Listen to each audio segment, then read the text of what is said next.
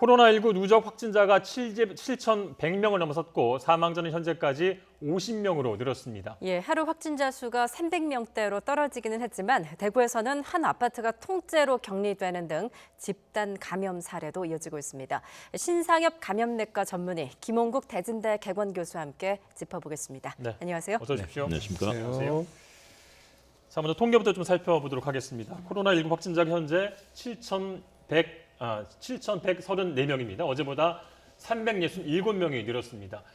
일단 추세가 이제 300명대로 떨어진 게 좀 오랜만이죠? 어떻게 됩니까? 그렇죠. 약 열흘 정도 되는 것 같습니다. 왜냐하면 지난 26일에 248명이었습니다. 예. 그리고 2월 27일에 525명, 그러니까 500명대로 뛰었고요. 29일에 700명대로 뛰었습니다. 그리고 나서 500명대, 400명대 계속 그 수준이었는데요. 드디어 예. 300명대로 내려왔습니다.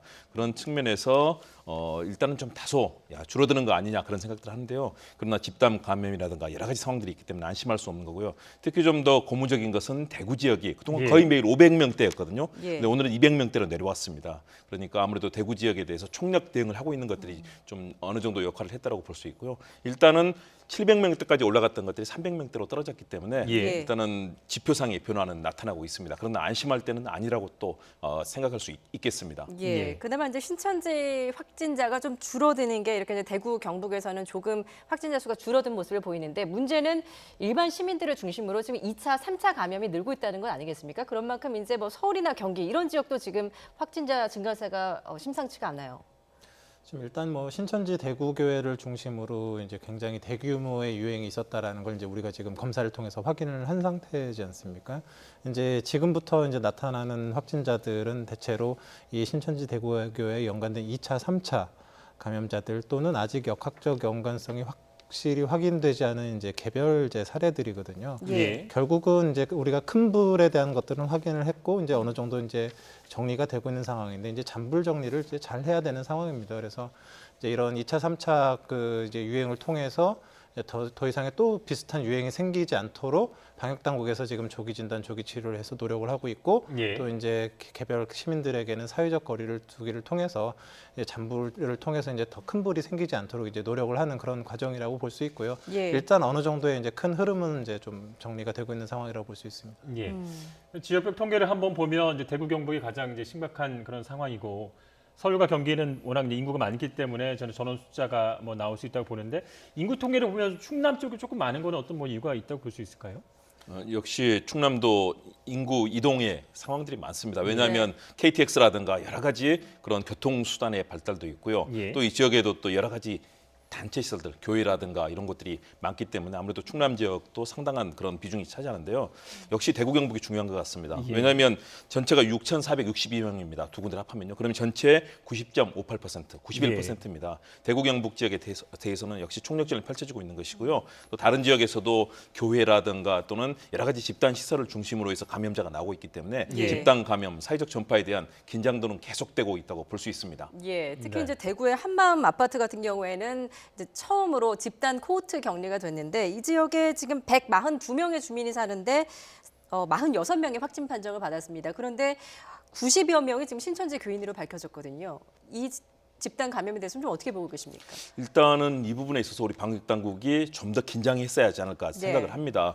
왜냐하면 지난달 19일, 21일, 23일, 24일 그리고 1일까지 계속해서 이곳에 확진자가 나오는데요. 확진자가 그 당시까지 36명이었습니다. 그렇다면 이 부분에 대해서 좀 더 긴장하고 특히 뭐 신천지 관련 이런 교인들이 상당히 많지 않습니까? 예. 그런데 합동 역학조사가 이제 4일 이루어졌습니다. 예. 그러니까 초기에 이렇게 계속해서 확진자가 발생하는 상황이라면 좀 더 긴장하고 이 지역의 분포라든가 또는 확진자들이 왜 이 아파트에서 이렇게 많이 발생하는가 좀 더 긴장했어야 되는데요. 예. 시간이 좀 더 많이 흘렀습니다. 이런 측면에서 혹시라도 앞으로 이런 집단 시설들, 또 아파트라든가 집단 주거단지, 또 교회라든가 여러 이런 시설들 많이 모일 수 있는 곳들, 특히 뭐 강남 같은 경우는 지금 학원에 학생들 출석률이 뭐 97%, 80% 이런다고 합니다. 예. 예. 이런 것들은 정말 조심해야 되겠다. 이런 측면에서 이 부분에서는 방역 당국이 좀 더 긴장을 가져야 되는 그런 좀 비판을 받을 수 있을 것 같습니다. 예. 그럼 선생님 이 방역 당국의 이 보건 당국의 방역망에 이렇게 구멍이 뚫린 이유가 뭐라고 보십니까? 글쎄 뭐 그 결국은 이제 지금 2월 16일 당시에 이제 신천지 대교회 대규모 유행이 시작되었고 2월 18일에 31번째 환자가 이제 확진이 되고 이제 그 이후에 결국은 그 신천지 대구교회 중심의 이제 검사와 이제 방역이 집중되는 과정에서 예. 이런 세세한 이제 세부적인 그런 소규모 유행의 그런 단서들을 이제 빨리 발견하지 못한 부분들이 있었던 것 같습니다. 예. 사실은 뭐 제한된 방역의 역량을 가지고 이제 선택과 집중하는 상황에서 어쩔 수 없이 이제 좀 누락이 됐었던 부분들이 있는데요. 뭐 지금이라도 좀 잘 살펴야 될 걸로 보입니다. 예. 이렇게 이제 뒤늦게 역학 조사를 해봤더니 이제 한마음 아파트가 신천지 신도들의 집단 거주지였는데요. 결국 동일 집단 격리, 코호트 격리가 됐습니다. 이곳에 사는 주민들 불안감을 감추지 않았습니다. 직접 들어보시죠. 걱정이 많이 되죠. 이게 그 나무 일것이 생각됐는데 이제 바로 내 주위에서 병원 폐쇄되고 아파트 전체가 또 코호트 격리된 상태에서 이렇게 하고 이러니까 정말 지금 너무 불안합니다. 예, 이런 시기가 빨리 좀 지나갔으면 좋겠습니다. 네. 이 병원의 집단 격리가 아니라 이제 아파트 전체가 격리되는 그런 방식인데요. 구체적으로 어떤 방식입니까? 이런 부분은. 이제 코호트 격리, 이제 동일 집단 격리는요. 이제 무조건 그냥 거기에다가 모든 사람들을 같이 두겠다 이런 게 아니고요. 이제 예. 전제 조건이 위험 요인이 있는 확진자와 이제 보통은 확진자와 굉장히 밀접하게 접촉해서 이제 위험성이 높은 분들은 이제 다른 곳으로 모시고 예. 그 외에 이제 어느 정도의 안전성이 담보된 분들을 이제 각 개별적으로 흩어진 뭐 자택으로 보내는 게 아니라 그 다른 곳으로 보내는 게 아니라 그 한 공간에서 이제 모여서 증상 여부도 관찰하고 이제 전체적인 관리를 이제 합동으로 이제 하는 그런 형태의 격리 방식입니다. 예. 예. 근데 좀 여기서 드는 의문은 이 한마음 아파트가 이제 대구시 소유의 임대 아파트 아닙니까? 그런데 이제 심사를 통해서 선정을 한다고 하는데 어떻게 해서 신천지 교인들의 집단 거주지가 됐을까 하는 점입니다. 그렇죠. 일단은 첫 번째는 생각해 볼 수 있는 것은 왜 이렇게 됐는가. 그런 상황을 본다면 신천지 특유의 그런 포교 방식들이 원인이 됐을 것 같아요. 왜냐하면 네. 35세 미혼 여성들이고요. 이분들이 아주 저렴한 그런 생활비로 살 수 있는 곳 아니겠습니까? 네. 월세 뭐 2만 원에서 5만 원을 내고요. 그리고 또 신천지 교회에 가까운데 신천지 교회의 이 포교 특성이 독서 모임이라든가 또는 영어를 가르쳐주는 토익을 같이 뭐 공부한다든가 또 젊은 미혼 여성을 위해서 다양한 활동들을 할 수 있는 그런 공동의 장들을 많이 펼칩니다. 그러니까 함께 생활하는 그런 이곳에 동일 공간에 있는 여성들이 아무래도 함께 그런 포교 방식에 휩쓸렸을 가능성들이 예. 있고요.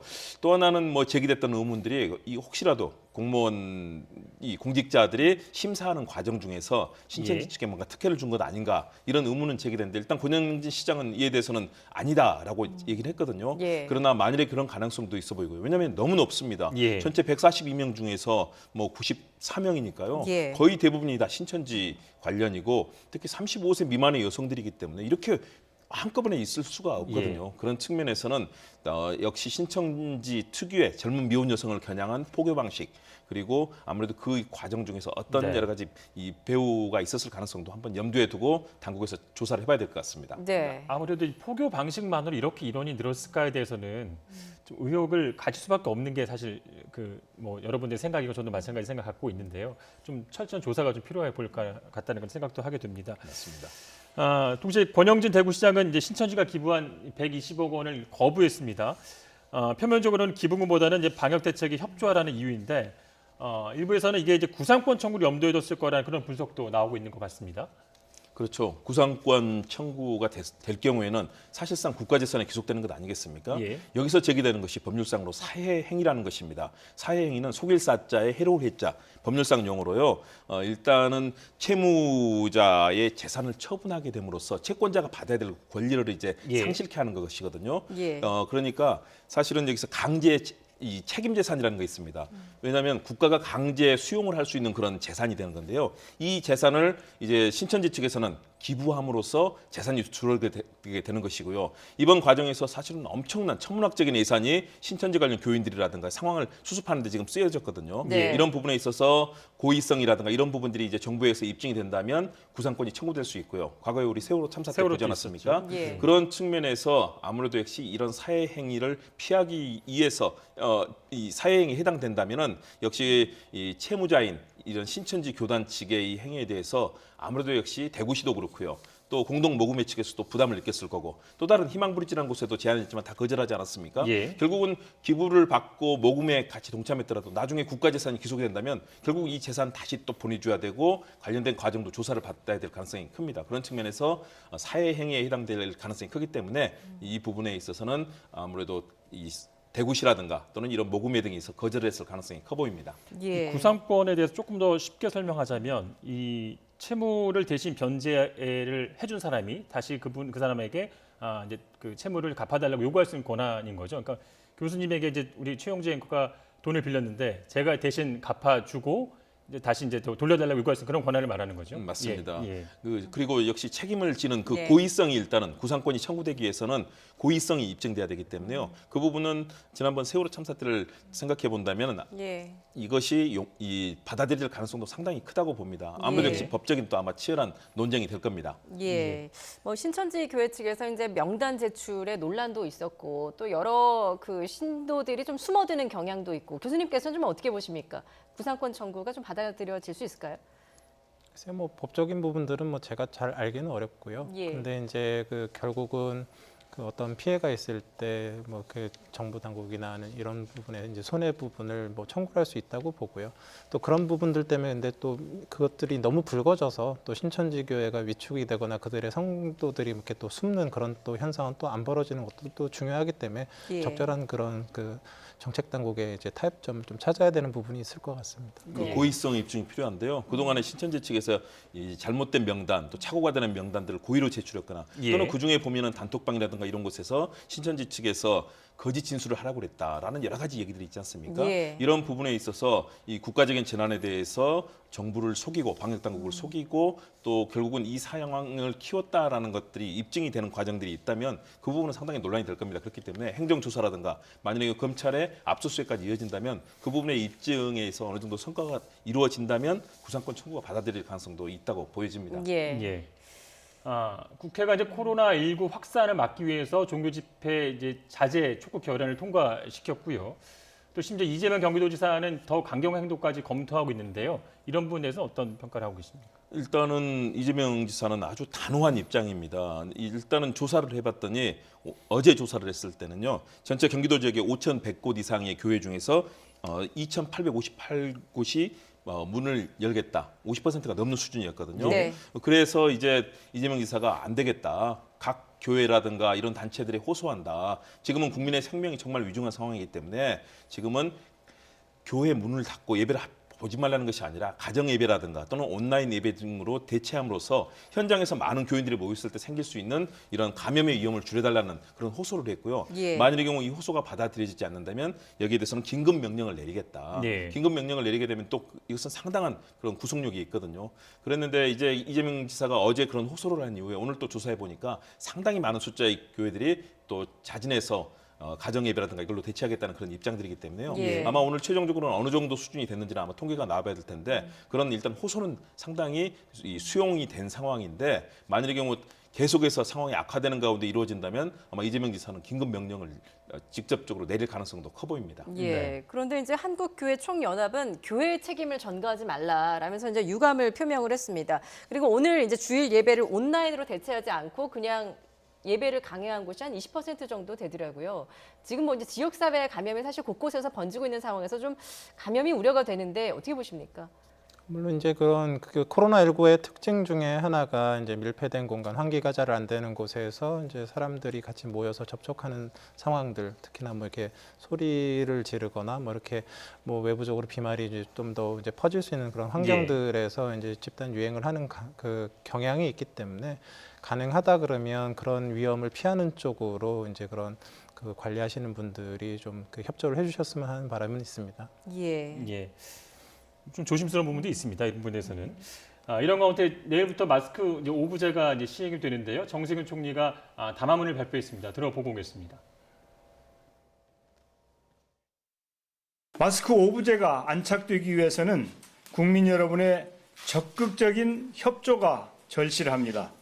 다소 불편하시더라도 꼭 필요한 사람이 우선적으로 구매할 수 있도록 양보와 배려, 협력을 기반으로 한 성숙한 시민의식을 발휘해 주시기를 당부드립니다.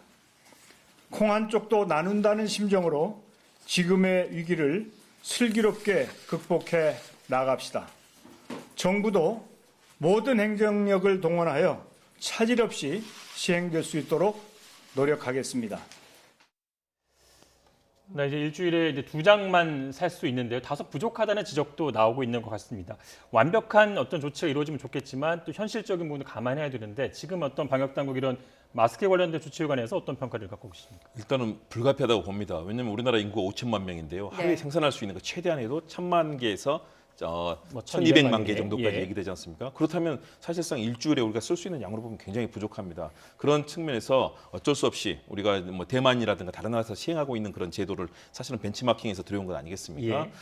그런 가운데서도 아직도 매점 매습도 있고 사재기도 있고 뭐 특히 개인들 입장에서 불안하니까 살 수 있는 한도 최대한 살려고 하는 그런 노력들을 하지 않습니까? 예. 그런 측면에서 정부는 일단 최소한도 이렇게 준공영제로 이 배급을 조절하는 그 시스템을 가져간 것이고요. 저는 역시 시민의식도 중요하다고 봅니다. 이런 때는 좀 적극적으로 협력할 필요가 있다. 저도 의사 선생님도 말씀 듣고 나서 면 마스크로 갈면서 지금 상당히 오랜 기간 마스크를 안 사고 있습니다. 왜냐하면 그 노약자라든가 고위험군, 취약한 분들이 사실은 그리고 또 꼭 마스크를 써야만 일할 수 있는 분들이 있거든요. 이런 분들이 구입하는 것이 지금 바람직하기 때문에 정부의 방침이 사실 부족하게 느껴질 겁니다. 그럼에도 불구하고 지금은 적극 협력해야 되는 때가 아닌가. 그리고 뭐 의사 선생님 다 말씀이 면 마스크 사실은 굉장히 세탁을 잘하고 좀 말려서 이렇게 교대로 사용하면 충분히 가능하다는 말씀들을 많이 하시기 때문에 네. 그 부분은 아마 우리 위원장님께서 말씀 해주실 것 같습니다. 예, 그 면 마스크 사용에 대해서 아직 좀 혼란스러운 것 같습니다. 개인 방역에 정말 문제가 없는 겁니까? 마스크라는 것은 이제 사실 목적에 맞게 이제 잘 사용하는 게 필요하거든요. 근데 그 이제 코로나19가 이제 대부분 호흡기 비말과 접촉으로 감염이 이루어지는데 이제 호흡기 비말을 막아야 되는 용도로 마스크를 써야 되는 분들이 있습니다. 예. 뭐 예를 들면 뭐 의료진이든가 확진 환자거나 확진 환자를 돌보는 분들 같은 경우는 제대로 된 마스크를 써야 되거든요. 최소한 KF94 이상 또는 N95 마스크를 써야 되고 절대로 재활용을 하면 안 됩니다. 예. 필터가 손상이 되기 때문에. 그러니까 이런 분들에게 사실 우선적으로 이제 뭐 지금 제한된 그 상황에서는 이런 분들에게 우선적으로 공급이 돼야 되는 게 맞거든요. 이런 예. 분들이 뭐 면 마스크를 쓰고 일한다는 건 말도 안 되는 일이기 때문에 네. 그래서 일단은 무조건 이제 그런 꼭 필요한 분들에게는 이제 절대 부족함이 없이 마스크가 이제 결국 가야 되는 상황이고요. 근데 이제 대부분의 이제 일상생활을 하시는 분들은 뭐 그런 상황은 아니고 이제 본인의 건강을 위해서 이제 마스크를 사용하시게 되는데 일상생활을 하면서 사실 확진 환자가 옆에서 와서 기침을 해서 호흡기 비말을 맞을 확률은 별로 없고 대부분은 이제 접촉 감염을 예방하는 용도로 이제 마스크를 사용하게 되는데요. 예. 그런 경우 이제 마스크 뭐 생각을 해보시면 알겠지만 이렇게 물리적으로 막혀 있으면 이렇게 코나 입으로 손을 오는 그런 접촉 감염을 막아주는 효과가 분명히 있기 때문에 필요합니다. 근데 이제 하나 좀 그 주의를 하셔야 될 게 뭐 지금 정부 당국에서는 뭐 이렇게 뭐 사람 많지 않은 게 탁 트인 공간에서는 마스크를 쓰지 않아도 된다. 일종의 맞는 말인데요. 이제 우리가 일상생활하면서 이제 동선을 보면은 뭐 이렇게 뭐 산책을 나가서 사람들 없는 곳에 있을 때는 마스크를 안 써도 되겠지만 예. 또 이제 집에 돌아오는 과정에서 엘리베이터 안에서는 또 써야 되는 상황도 생기거든요. 예. 네. 그래서 가급적이면 이제 그 좋은 마스크를 이렇게 구비할 수 있으면 가지고 다니시면서 그때그때 사용하시는 게 가장 좋고요. 지금 정부에서 면 마스크를 얘기하는 경우가 있는 이유가 원래가 KF 마스크나 덴탈 마스크는 일회용으로 사용할 수밖에 없지만 면 마스크는 그래도 재활용이 어느 정도 좀 가능하지 예. 않습니까? 이제 그런 견지에서 마스크를 안 쓰는 것보다는 쓰는 게 훨씬 낫기 때문에 계속 이제 좋은 마스크를 구비를 할 수 없는 상황이라 그러면 면 마스크라도 꼭 가지고 다니시면서 꼭 필요한 상황에선 쓰시라는 그런 의미로 받아들이시는 게 더 옳다고 생각합니다. 네. 김 교수님이 어떤 정부 정책에 발 맞추는 어떤 그런 취지로 면 마스크를 갖고 다니시면서 쓰고 있는데 이제 별 문제가 없시다라고 이제 설명을 해주셨는데 직접 진단해 준다면 괜찮은 겁니까? 이 정도면? 면 마스크는 사실 호흡기 비말을 막을 수 있는 능력은 사실 그렇게 거의 없기 때문에 이제 그런 호흡기 비말을 막아야 되는 상황들 뭐 병원에 병문안을 가셨거나 고위험군이나 이런 분들은 면 마스크를 구비하시면 안 되고 좋은 예. 마스크를 일단 구비를 하셔야 예. 될 것 같고요. 근데 이제 젊은 뭐 성인분들이나 이런 분들이 어쩔 수 없는 상황에서는 면 마스크라도 꼭 가지고 다니시면서 필요한 상황에서 잘 적절히 쓰시는 게 좋을 것 같습니다. 예. 예. 그 면 마스크 안에 어떤 좀 필터 같은 거를 좀 끼워서 사용을 하는 분들도 계시는데요. 그런 거는 어떻습니까? 이제 단순면 마스크는 비말을 거의 막을 수 있는 능력이 이렇게 거의 능력이 네. 떨어지지만 그 안에 필터를 끼우게 되면 그 KF80 정도 마스크에 준하는 정도의 성능이 생깁니다. 그래서 예. 필터를 이렇게 갈아 끼우실 수 있다라 그러면 그렇게 해서 사용하시는 것도 도움이 되고요. 근데 뭐 필터라는 게 이제 뭐 계속 나오고 있지만 무슨 알코올 소독을 하거나 물에 담그거나 무슨 드라이로 열을 가하게 되면 필터 다 망가지거든요. 네. 그래서 혹시라도 재사용이나 이런 것들을 하셔야 되는 경우라 그러면 가능하면 환기가 잘 되는 곳에서 이렇게 이제 말리시는 게 이제 중요하겠습니다. 예. 예. 잘 들으셨죠? 네. 자, 마스크 살 때 이제 제한 규정도 이제 완화가 돼서 오늘 발표가 됐습니다. 오늘 정부가 내놓은 보완책을 듣고 오겠습니다. 자, 일단 오늘 이제 김영범 기획재정부 1차관이 이제 얘기를 했는데요. 대리구매 대상은 2010년 이후 출생한 어린이입니다. 우리 나이로 11살 그 이제 이하가 되겠고요. 1940년 이전 출생 어르신, 80년 우리 나이로 81살 이상 되신 분들인데, 그리고 장기 요양급여 수급자가 대상이 되겠고요. 주민등록부상 동거인이면 대리구매 가능한데, 다만 두 사람의 관계가 나타날 수 있는 등본과 신분증을 이제 제시해야 된다는 그런 얘기겠죠. 오늘 이런 그 정부 발표에 대해서는 어떤 평가를 갖고 계십니까? 일단 초기부터 이렇게 잘 정했으면 좋았을 거라고 생각합니다. 이후에 여러 가지 고령자들 현장 가서 줄을 서야 되는데, 사실상 가보면 약국에 미리미리 가서 줄 선 분들이 다 이 사기 때문에 거의 마스크가 떨어진 경우가 많지 않습니까? 그러면 약국들을 전전해야 되고, 누구는 약국 찾아 마스크 찾아 약국 산말이다 이런 얘기까지 하지 않습니까? 네. 이런 비판들이 나왔고, 또 어린이도 사실은 가서 줄 서기는 참 쉽지 않습니다. 또 감염의 위험도 있기 때문에 그런 지적들이 있었는데, 여기 아무래도 이렇게 될 경우에는 더 훨씬 더 수월해질 것이다. 그리고 특히 약국을 찾는 문제도 지금 정부에서 그 앱을 개발하고 있는데, 마스크가 재고가 있는 그 약국들을 주변의 위치를 확인할 수 있고, 그 경우에는 본인이 여러 군데 약국을 이렇게 들리지 않더라도 가능한 한 재고가 있는 곳들을 찾을 수 있다는 그런 입장이기 때문에 정부에서 보완책이 나오는 것 같습니다. 문재인 대통령이 이를 정책적 감수성이라고 표현했는데요. 예. 우리 정부 당국이 지금 굉장히 급박하고 어려운 시기긴 한데요. 이럴수록 국민들 생명을 최고 우선으로 해야 되고요. 특히 고위험군, 노약자라든가 또는 아주 취약할 수 있는 분들을 위해서 적극적으로 배려하는 그런 정책까지 가져가는 거, 이게 필요하다고 봅니다. 그런 측면에서 방역 당국이 지금 정말 고생 많고 지금 사망하시는 공무원들까지 나타나고 있잖아요. 네. 힘들고 어렵겠지만 지금 정말 우리 IMF 외환위기를 우리 국민들이 자신들의 금을 다 내놓고 당시 극복했던 것처럼 지금 국민들께서 서로 협조해 주시면서 소위 말하는 똘레랑스, 관용 정신까지 같이 발휘하면서 극복한다면 충분히 가능할 거다. 적극적으로 좀 협력해 주시면 좋겠습니다. 예. 네. 알겠습니다. 선생 입장에서 오늘 보완책에 대한 평가도 좀 듣고 싶은데요. 일단은 이제 마스크 구매를 위해서 이제 많은 사람들이 모여서 줄을 서는 거를 갖다 어떻게든 이제 방지하는 게 일차적으로는 전 중요하다고 생각을 하고요. 어떤 방식으로든 이제 좀 잘 정착이 돼서 이게 사람들이 최대한 줄을 서지 않는 환경에서 이제 마스크를 구매할 수 있었으면 좋겠다는 게 제 바람입니다. 예. 좀 이제 화제를 좀 바꿔보겠습니다.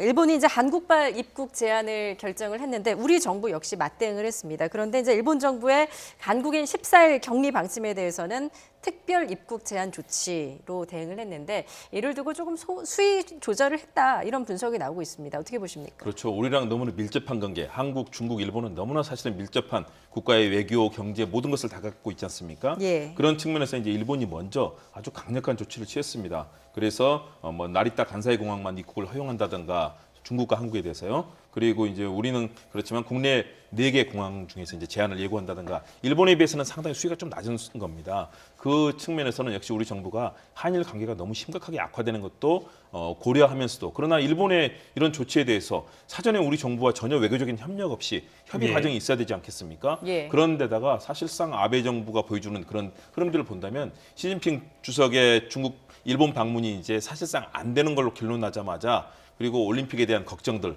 이런 것들을 통해서 결국은 사실 일본이 제가 볼 때는 더 위험합니다. 전혀 조사가 이루어지지 않고 있기 때문에 일본 내 사회가 얼마나 엄청난 이 감염과 이런 재난적 상황이 될지 모르는 상황인데, 예. 도리어 우리를 이렇게 대한민국을 했다는 것은 굉장히 정치적인 의도도 같이 예. 이 중국 사태를 계기로 해서 한국을 사실 핑계로 해서 국내 여론을 확인시키는 측면도 있다고 봅니다. 그런 측면에서 이런 일본의 외교적 압박에 대해서 대응을 하되 최악의 상황으로 가지 않도록 하는 정부의 외교적 조치다.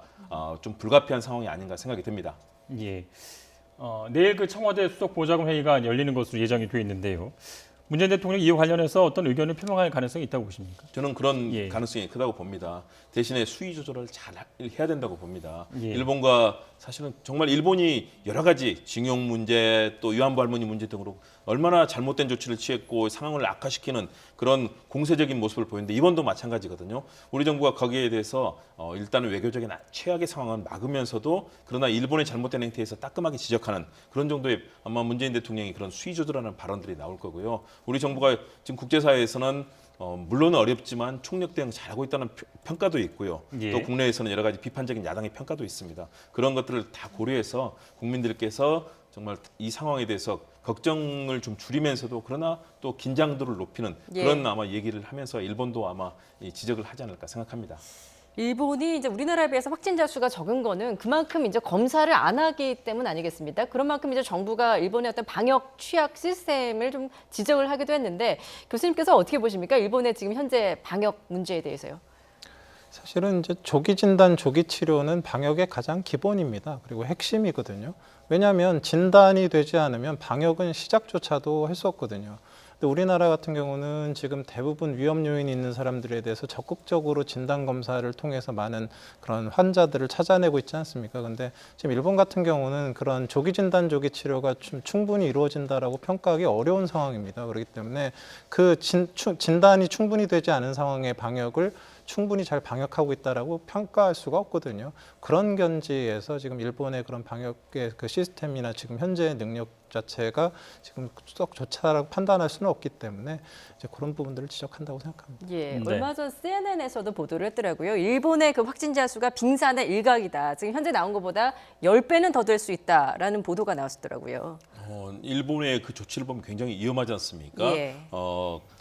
여러 가지 그동안의 상황도 있었지만 일본의 감염자도 이미 1000단이 넘어서 있는 상황이고요. 예. 사망자가 지금 아직 특별하게 증가하지는 않는 추세지만 지금 전혀 그 내부의 상황을 알 수 없습니다. 그렇기 때문에 국제사회에서 일본의 대응에 대해서는 검사도 이루어지지 않고 또 선제적인 그런 대응 조치도 이루어지지 않은 측면에서 국제사회에서 많은 걱정을 하고 있는데요. 일본이 정말로 올림픽을 하겠다는 의도가 있다면 국제사회에 좀 더 투명하고 또 국제사회의 최소한 규칙들 그런 글로벌 스탠다드는 지키면서 또 더군다나 그렇게 많이 도와주고 있는 대한민국을 저렇게 적대시하는 정책 좀 바꿔야 되지 않겠습니까? 일본 예. 정부가 좀 성찰하고 이 기회에 좀 더 반성을 해야 될 텐데 걱정입니다. 예. 네.